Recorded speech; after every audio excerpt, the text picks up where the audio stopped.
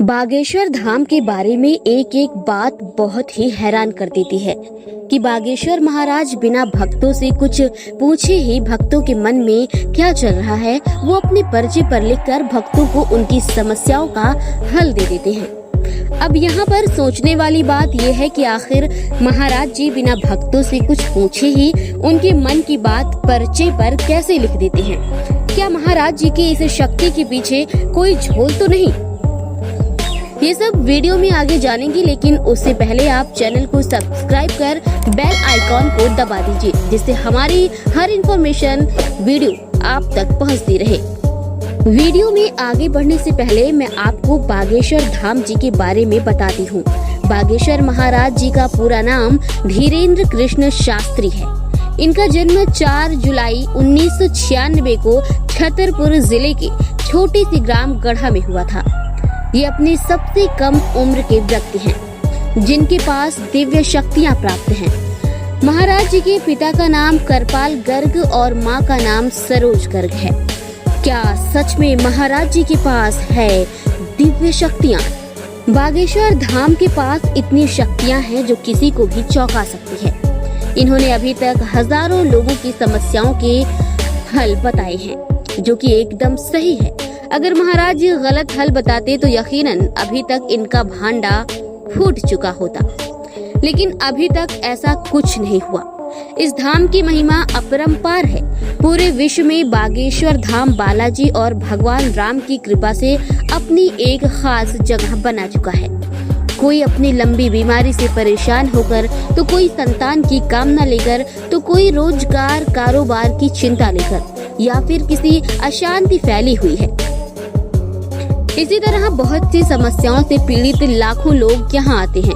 जो लोग यहाँ रोते हुए आते हैं और जब धाम से वापस जाते हैं तो उनके चेहरे की मुस्कान महाराज जी की दिव्य शक्तियों का प्रमाण देती है। यदि कोई व्यक्ति किसी बीमारी के चलते धाम में आता है तो महाराज जी उसे अपने आशीर्वाद और बागेश्वर धाम में चल रहे निःशुल्क दवाई वितरण से उसका उपचार करते हैं। कई श्रद्धालु कहते हैं कि लोगों की बातों को यहाँ के बारे में मत सुनिए, आप खुद यहाँ पर आइए और महाराज जी के दिव्य शक्तियों का अनुभव कीजिए। अगर आप भी बागेश्वर महाराज जी के दर्शन करना चाहते हैं तो यहाँ पहुँचना बहुत ही आसान है। मध्य प्रदेश के छतरपुर जिले से बागेश्वर धाम के लिए सीधे बस मिल जाती है। बाबा के दरबार में मौजूद ये सभी लोग भारत के अलग अलग राज्यों से इकट्ठा हुए हैं। इनमें से कई लोग समस्या का हल पाने के लिए, तो कई लोग बाबा की महिमा देखने के लिए, और वहीं कई लोग बाबा की परीक्षा लेने के लिए जमा हुए हैं।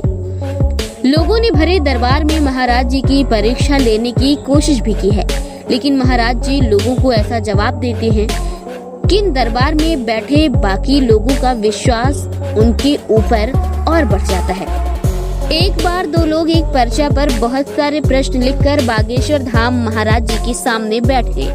उन दोनों के मन में सिर्फ ये चल रहा था कि देखते हैं कि महाराज हमारे पर्चे में लिखे सवालों के जवाब कैसे देते हैं।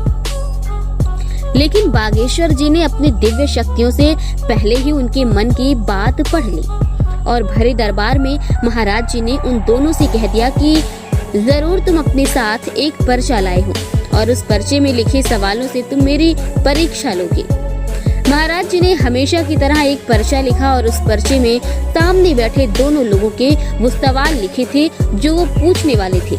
महाराज जी ने बोला कि बागेश्वर महाराज की परीक्षा नहीं लेते, कान पकड़कर माफी मांगो, तुम्हारे ऊपर हमारा आशीर्वाद रहेगा। महाराज जी मदद मांगने आए श्रद्धालु की समस्या और उनकी मन की बातें पहले ही पर्चे पर लिख देते हैं और पर्चे पर लिखी हर बात सही होती है। महाराज जी अपनी दिव्य शक्तियों की मदद से बिना श्रद्धालुओं से कुछ पूछे उनकी बातें और उनकी समस्या पर्चे पर लिख देते हैं। क्या है बागेश्वर धाम का, क्या करना होता है वहाँ पहुँचकर? छतरपुर के पास गढ़ा में बागेश्वर धाम है, जहाँ पर बालाजी हनुमान जी का मंदिर है। हनुमान जी के मंदिर के सामने ही महादेवी का मंदिर है। मंदिर के पास ही उनके दादाजी के समाधि स्थल और उनके गुरुजी का समाधि स्थल है। यहाँ पर मंगलवार को अर्जी लगती है। अर्जी लगाने के लिए लोग लाल कपड़े में नारियल बांधकर अपनी मनोकामना बोलकर उस नारियल को यहाँ एक स्थान पर बांध देते हैं और मंदिर की राम नाम जाप करते हुए 21 परिक्रमा लगाते हैं। यहाँ पर लाखों की संख्या में नारियल बंधे हुए मिल जाएंगे। मंदिर के पास ही गुरुजी का दरबार लगता है, जहाँ पर लाखों की संख्या में लोग आते हैं।